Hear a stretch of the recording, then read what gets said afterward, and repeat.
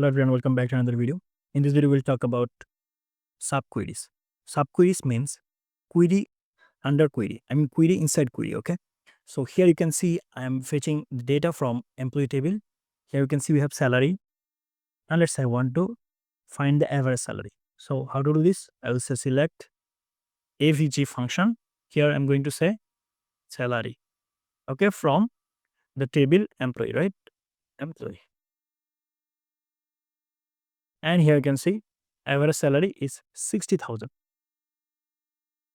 So now let's say I want to uh, make a subquery. So I have to give it like this. And here I'm going to say select, let's say all from employee. So I'm going to cut it from here. Okay. And I'm going to paste it here. I just have to give here a comma. All right. Now execute it. Now you can see that my average salary is showing here, right?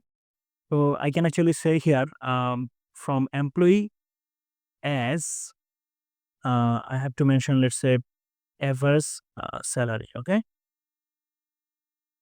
And now you can see it's showing as average salary. So this is how actually you can write query. I mean query inside query, okay? So that is called actually subquery. So I hope you understand. So thanks for watching. See you in the next video. Till then, goodbye.